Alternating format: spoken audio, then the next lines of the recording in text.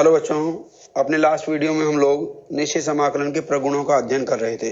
उनके ऊपर आधारित कुछ सवाल भी हम लोगों ने हल किए थे। आइए अब हम लोग एक नए एग्जाम्पल की तरफ बढ़ते हैं। नया एग्जाम्पल आपके सामने स्क्रीन पर दिखाई दे रहा है। यहाँ भी हम लोगों ने मॉडुलस फंक्शंस को लिया हुआ है। तो जो फंक्शन है हमारे पास वो है modulus 2 minus x plus modulus x minus 3.5। देखिए, जब हम लोग 2 माइनस एक्स लिखते हैं और जब x माइनस 2 लिखते हैं तो हम जानते हैं x माइनस 2 जो होता है वो 2 माइनस एक्स का नेगेटिव होता है, यानी कि हम इसे लिख सकते हैं माइनस ब्रैकेट 2 माइनस एक्स। तो ये और ये इन दोनों में केवल चिन्ह का अंतर है और कुछ नहीं। लेकिन अगर हम इसके ऊपर मॉडुलस लगा दें, जैसे 2 माइनस एक्स और मॉडुलस x माइनस 2, तो हम जानते हैं कि ये मॉडुलस जो होता है वो चिन्ह को पॉजिटिव बना देता है, भले ही वो अंदर नेगेटिव हो या पॉजिटिव हो। तो इसका मतलब ये जो 2 माइनस एक्स और x माइनस 2 में जो अंतर था वो चिन्ह का अंतर था, उस चिन्ह के अंतर मॉडुलस जो है खत्म कर देता है। यानी कि अब आप मॉडुलस 2 माइनस एक्स लिखो या मॉडुलस x माइनस 2 लिखो, इससे कोई फर्क नहीं पड़ता। तो अगर हम चाहें तो जो फंक्शन हमें दिया हुआ है, क्योंकि हम लोग मॉडुलस x माइनस 2 या मॉडुलस x माइनस 3 आदि को एक्सपेंड करना खोलना जान चुके हैं, तो कोई बच्चा ये इसे देख करके डर सकता है कि अब ये कैसे खुलेगा। तो ये बिल्कुल वैसे ही खुलेगा जैसे कि हम लोगों ने मॉडुलस x माइनस 2 खोला था। हम इसे लिख देते हैं मॉडुलस x माइनस 2, कोई दिक्कत नहीं, प्लस मॉडुलस x माइनस 3.5। अब हम इनके क्रिटिकल पॉइंट फाइंड करते हैं। x माइनस 2 को 0 रखा, हमें मिला x बराबर 2, और ऐसे ही x माइनस 3.5 को 0 लिखा तो हमें मिला x बराबर 3.5। तो ये दो पॉइंट इस फंक्शन के क्रिटिकल पॉइंट हैं। इनको क्रॉस करते समय फंक्शन की जो फॉर्म है वो चेंज होगी। तो हम उसको कंसीडर करने के लिए सबसे पहले एक रियल नंबर लाइन ड्रॉ कर लेते हैं और वहां पर 2 पॉइंट लगा देते हैं। एक लगाते हैं, ये हो गया x बराबर 2, कहीं भी लगा सकते हो, कोई फर्क नहीं पड़ता इस बात से। और ये हो गया x बराबर 3.5। तो हम देखेंगे 3 केसेस। अगर x का मान 3.5 से बड़ा है, अगर x का मान 2 और 3.5 के बीच में है, और अगर x का मान 2 से छोटा है। तो हम इन 3 केसेस को डिस्कस करेंगे। ये अब देखिए, x का मान अगर 3.5 से बड़ा हो गया तो जब x में से 3.5 को घटाओगे तो पॉजिटिव वैल्यू आएगी, और पॉजिटिव वैल्यू को मॉडुलस एज इट इज छोड़ देता है, मॉडुलस खत्म, और वैसे की वैसे लिख दो इसको बिना कोई चेंज किए। लेकिन जब ये 3.5 से बड़ा, यानी कि इससे आगे है, यहां से आगे है, तो ये 2 से भी तो आगे है। जब 2 से बड़ा है तो इसका मतलब x में से 2 को सब्ट्रैक्ट करने पर भी पॉजिटिव वैल्यू आएगी। तो हम लोग इसको x माइनस 2 के मॉडुलस को भी डायरेक्ट हटा सकते हैं विदाउट एनी चेंज। तो इसका मतलब ये हो जाता है, हम इसे लिखेंगे बराबर x minus 2 plus x minus 3.5। कब होगा ऐसा? यदि x is greater than equal to 3.5। अब हम लोग आ जाते हैं इन दोनों के बीच में, यहां पर, यानी कि x का मान 3.5 से तो छोटा हो गया।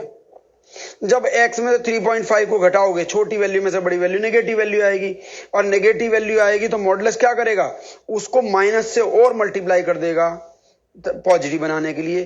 तो इसका मतलब इस बार जब हम यहां से मॉडुलस हटाएंगे तो हम बाहर इस पॉजिटिव की जगह पर माइनस लगा देंगे। Then we shall write minus x minus 3.5। लेकिन हमने कहा x 3.5 से तो बड़ा है, लेकिन है तो इन दोनों के बीच में यहां पर। जब इनके बीच में, इसका मतलब 2 से बड़ा है। 3.5 से छोटा था लेकिन 2 से बड़ा है। जब 2 से बड़ा है तो x में से 2 को घटाओगे तो पॉजिटिव वैल्यू आएगी, और जब पॉजिटिव वैल्यू आएगी तो मॉडुलस उसको एज इट इज छोड़ देगा। अब हम लिखते हैं यहां पर, ये था दूसरा केस, यानी कि यदि 2x से छोटा है लेकिन x 3.5 से बड़ा है, दोनों के बीच में। तीसरा केस, अगर x 2 से भी छोटा हो जाए, जब 2 से छोटा हो जाएगा तो x में से 2 को घटाओगे तो नेगेटिव वैल्यू आएगी। नेगेटिव वैल्यू को मॉडुलस जो है माइनस से मल्टीप्लाई करेगा, और जब x 2 से छोटा है तो निश्चित रूप से वो 3.5 से भी छोटा है, तो उसमें भी मॉडुलस जो है माइनस से मल्टीप्लाई करेगा।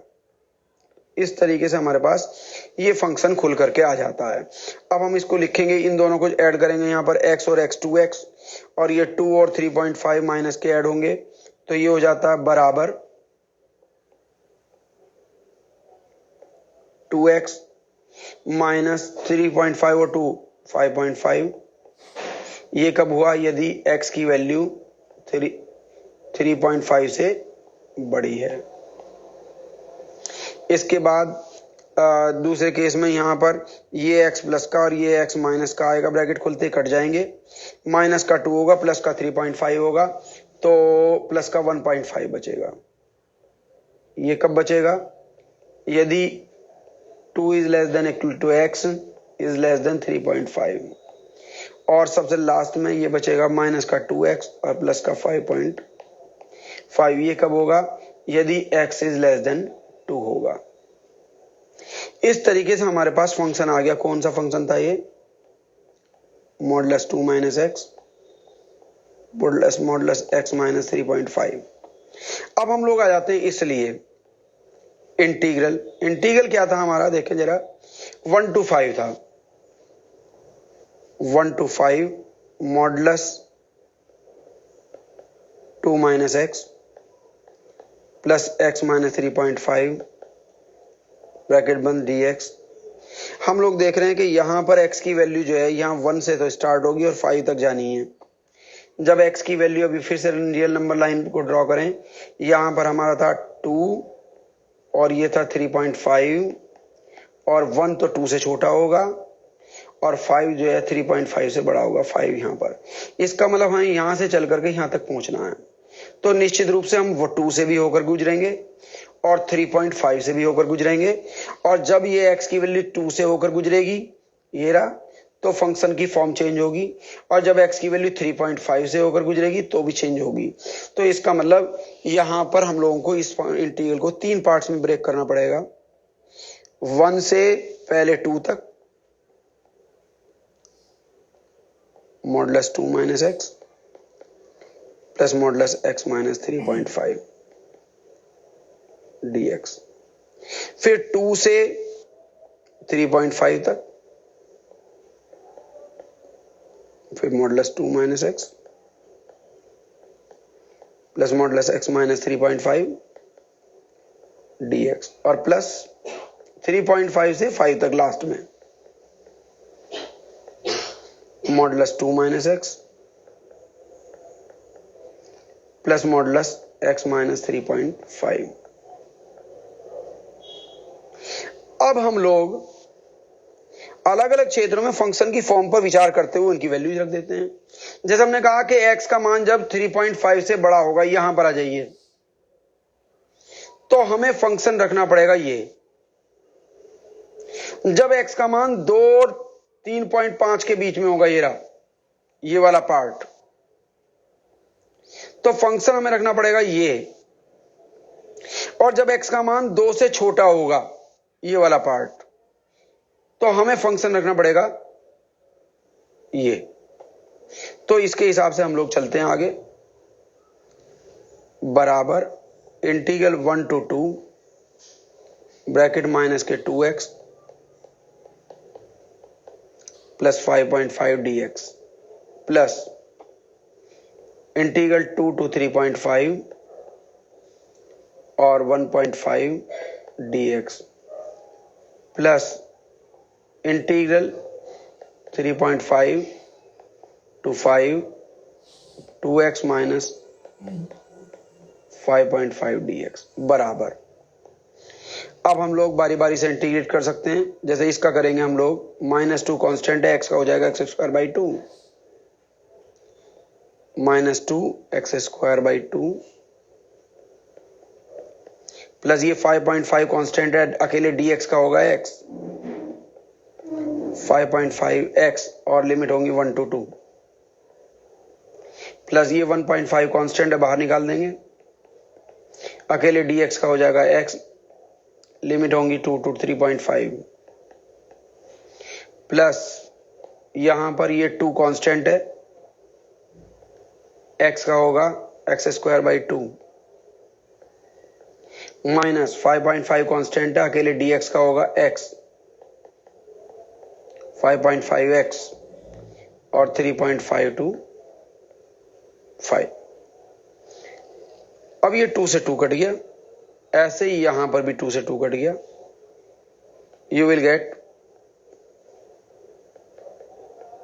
5.5x minus x square 1 to 2 plus 1.5 x 2.2 to 3.5 और plus x square minus 5.5x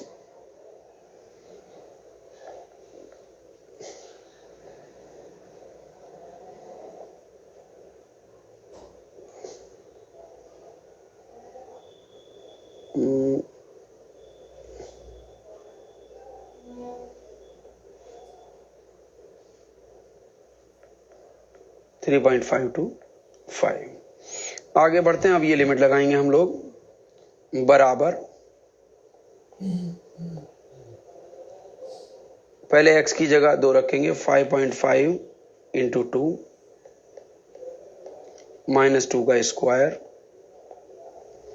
minus लगा करके अब लोअर लिमिट यानी कि 1 रखेंगे, 5.5 इंटू 1 माइनस 1 का स्क्वायर प्लस 1.5 बाहर है, x की जगह पहले अपर लिमिट लगाएंगे 3.5 माइनस फिर लोअर लिमिट लगाएंगे 2 प्लस पहले अपर लिमिट लगाएंगे 5, दैट मीन्स बड़ा ब्रैकेट छोटा ब्रैकेट 5 का स्क्वायर माइनस 5.5 इंटू 5 ब्रैकेट बंद माइनस छोटा ब्रैकेट फिर अब लोअर लिमिट लगाएंगे 3.5 का स्क्वायर माइनस 5.5 इंटू 3.5 ब्रैकेट बंद और ये बड़ा ब्रैकेट बंद बराबर ये हो जाएगा 5.5 इंटू 2 यानी कि छोटे ब्रैकेट में 11 माइनस 4 माइनस 5.5 माइनस 1 ब्रैकेट बंद प्लस 1.5 इंटू 1.5 और प्लस बड़ा ब्रैकेट फिर छोटा ब्रैकेट 25 माइनस 27.5 और माइनस छोटा ब्रैकेट बंद फिर दूसरा छोटा ब्रैकेट 12.25 माइनस ये हो जाता है 18.25 ब्रैकेट बंद बराबर 11 माइनस 4 यानी कि 7 माइनस 4.5 ब्रैकेट बंद प्लस 2.25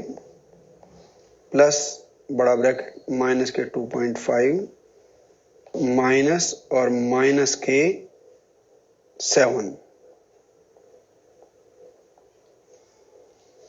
बराबर 7 माइनस 4.5 जब बचेगा हमारे पास 2.5 2.25 और माइनस के 2.5 और माइनस माइनस प्लस का 7 तो 2.5 से 2.5 कैंसिल हो गया 7 और 2.25 ऐड हो जाएंगे 7 और 2 9.25 इस तरीके से ये हमारे पास आंसर आता है। मुझे उम्मीद है कि अब तक आप प्रॉपर्टी नंबर 3 का पूर्ण इस्तेमाल जान चुके होंगे, इसलिए अब हम लोग नए प्रगुण यानी कि प्रगुण नंबर 4 की तरफ बढ़ते हैं। जैसा कि मैंने आप लोगों को बताया था कि प्रगुण नंबर 1, प्रगुण नंबर 2, प्रगुण नंबर 3 ये जनरल प्रगुण या जनरल प्रॉपर्टीज हैं निश्चित समाकलन की, जिनका इस्तेमाल कहीं भी किया जा सकता है, किसी भी निश्चित समाकलन में किया जा सकता है। दूसरी बात कि इन तीनों ही प्रॉपर्टीज का प्रूफ कभी भी पूछा नहीं गया है, लेकिन इसके बाद आने वाली प्रॉपर्टीज जो हैं विशिष्ट प्रॉपर्टीज हैं और कभी कभी प्रूफ के लिए भी पूछ ली जाती हैं। इसलिए अब हम लोग जो प्रॉपर्टी स्टार्ट करने जा रहे हैं तो हम लोग देखेंगे, पहले तो उसे समझेंगे वो है क्या और फिर उसका प्रूफ भी देखेंगे। प्रगुण नंबर 4 आपके सामने स्क्रीन पर दिखाई दे रहा है, जिसमें लिखा गया है कि integral from a to b fx dx is equal to integral from a to b f a plus b minus x d x. तो हम लोग दोनों साइड अगर चेक करें तो हम ये पाएंगे लेफ्ट साइड में जहां पर x रखा गया है वहीं पर राइट साइड में a plus b minus x रख दिया गया है। तो इसका मतलब ये हुआ, हम देख रहे हैं पहले लेफ्ट साइड में देखें तो लेफ्ट साइड में लोअर लिमिट a है और अपर लिमिट है b, और यहाँ पर राइट साइड में हम लोगों ने जब x की जगह a plus b minus x रखा है, इसका मतलब लोअर लिमिट और अपर लिमिट को ऐड करके जोड़ करके, लोअर लिमिट और अपर लिमिट को ऐड करके और जोड़ करके और उसमें से x घटा करके ले लिया गया है। जैसे ये लोअर लिमिट है, ये अपर लिमिट है, जोड़ा और इसमें से x घटा दिया तो x की जगह पर ये रख दिया गया है। तो ये प्रॉपर्टी हमें बताती है कि यदि किसी निश्चित समाकलन के अंदर x के स्थान पर डायरेक्ट लोअर लिमिट और अपर लिमिट को जोड़ करके उसमें से x घटा कर रख दिया जाए तो ऐसी स्थिति में निश्चित समाकलन के मान में कोई परिवर्तन नहीं होता। एक दूसरी बात ये भी है कि ये भी चूंकि यहाँ पर हम देख रहे हैं लिमिट जो है वो स्टार्ट होती है a से और b पर खत्म हो रही है इंटीग्रल की लिमिट, और a और b ये कुछ भी वैल्यूज हो सकती हैं, इसलिए ये भी कहा जा सकता है ये भी एक जनरल प्रॉपर्टी है जो किसी भी निश्चित समाकलन में प्रयोग की जा सकती है। हम लोग इसका प्रूफ भी देखने जा रहे हैं, तो प्रूफ देखते हैं कैसे करेंगे। हमने देखा राइट साइड में हम लोगों को जहां पर x है वहां पर a plus b minus x लाना है हमें। तो हमने एक काम किया, इसमें हमने स्टार्ट किया यहाँ से integral a to b f x d x, और हम लोग चूंकि x की जगह a plus b minus x लगना चाहते हैं तो हम लोग पहले x की जगह a plus b minus t रखेंगे जैसा कि लिखा हुआ भी है यहाँ पर ये लिखा। इसके बाद चूंकि हम लोग x को रिप्लेस करने प्रतिस्थापन कर रहे हैं तो हमें दो काम और करने पड़ेंगे। एक तो हम लोग x की जगह dx की जगह dx का मान रखेंगे और दूसरे हम लोगों को लिमिट भी चेंज करनी होंगी। तो सबसे पहले हम लोग डिफरेंशिएट कर देते हैं dx अपॉन dt। हमने किया तो राइट साइड में a कांस्टेंट है 0, b कांस्टेंट है 0, माइनस t का t के रेस्पेक्ट में 1 होगा और माइनस लगेगा, और इसके बाद में dt को राइट साइड ले जाऊंगा तो dx बराबर हो जाएगा माइनस dt, -1 से मल्टीप्लाई कर दूंगा तो आप समझ सकते हैं dt बराबर हो जाएगा, या dx बराबर माइनस dt हम लोग रखेंगे। ये बात स्पष्ट हुई कि जब हम लोग x की जगह ये रखने जा रहे हैं तो हमें dx की जगह माइनस dt रखना पड़ेगा। ये आ गया, ये रहा। इसके बाद हम लोगों को क्या करना है, हमें लिमिट चेंज करनी है। हमारी पहली लोअर लिमिट है a, तो हमने क्या करा, यहाँ पर x की जगह a रख दिया, जिससे हम लोग निकालेंगे t का मान क्या होगा।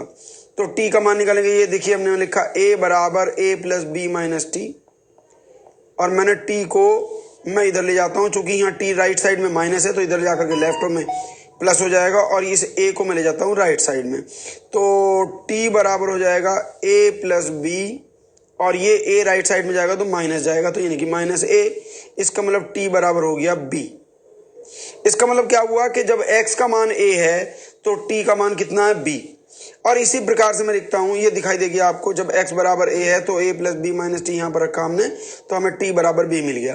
बिल्कुल इसी प्रकार से जब करें जब x बराबर b है तो हमने यहाँ रख दिया फिर से दोबारा इसमें x की जगह b, तो b बराबर a plus b minus t, t को लेफ्ट साइड ले आए, b को राइट साइड ले गए, तो t बराबर हो जाएगा a plus b minus b, यानी कि इस बार हो गया a। इसका मतलब ये हुआ कि जब x a है तो t b होगा, और जब x b है तो t a होगा। इसका मतलब लिमिट इसके विपरीत आ जाएंगी। अब इन चीजों को हम लगा करके इस इंटीग्रल को चेंज कर देते हैं। देखिए जरा क्या आएगा,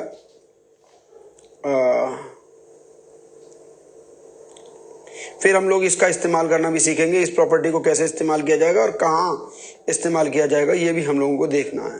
तो हमने क्या किया, इसलिए अब लिखते हैं, इसलिए LHS ले लिया, ये integral from a to b f x d x, इसमें हमने चेंज किया, x की जगह रखा a plus b minus t, ये रहा, और dx की जगह रखा माइनस डी टी, और जहां a था लोअर लिमिट वहां रखा b, और जहां b था वहां रखा a। इस तरीके से जो माइनस है गुणा होकर के बाहर आ जाएगा, ये आ गया।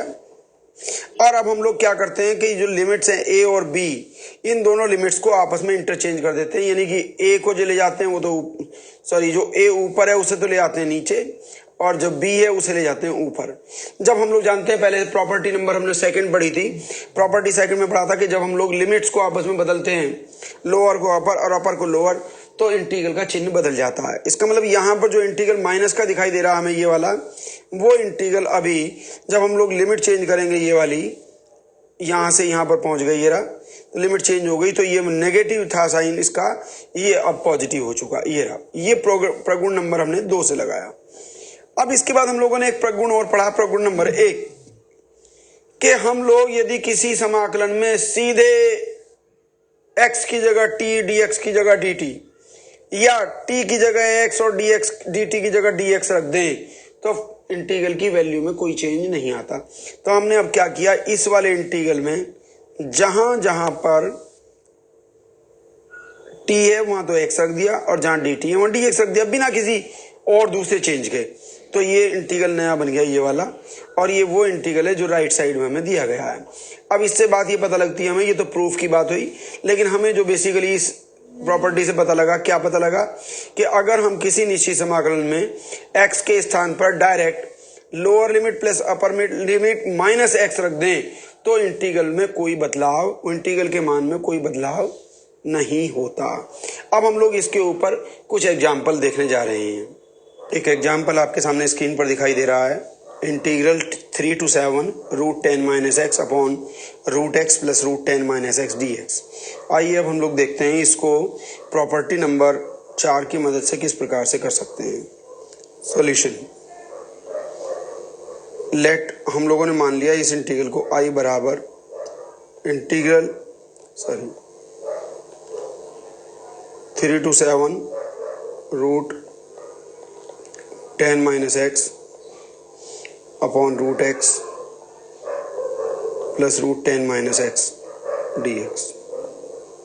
अब हम लोग इस इंटीग्रल में x के स्थान पर a प्लस b, a तो हमारा 3 है और b 7 है, 3 + 7 माइनस x रख देंगे, और 3 और 7 कितना होता है, 3 + 7 10 हो जाता है, तो हम 10 - x रख देंगे, किसकी जगह पर, x की जगह पर। तो ये इंटीग्रल बन जाएगा, इम्प्लाई दैट, इसको समीकरण 1 बनाया हमने इंटीग्रल को, और दूसरा जो बनाने जा रहे हैं, इम्प्लाई दैट i बराबर है इंटीग्रल 3 to 7, आप चाहें तो 3 + 7 - x ऐसे रख सकते हैं, आप चाहें तो डायरेक्टली 10 - x भी रख सकते हैं। मैं एक बार करके दिखा देता हूं आप लोगों को। 10 माइनस ब्रैकेट x की जगह रखना, ध्यान दीजिएगा, 3 + 7 - x अपॉन स्क्वायर रूट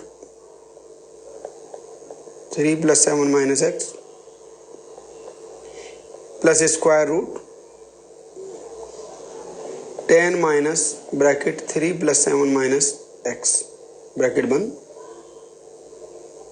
और साथ में dx। अगले स्टेप में हो जाएगा, हम यहाँ लिख देते हैं क्या क्या लगाया हमने, कैसे किया ये सब कुछ।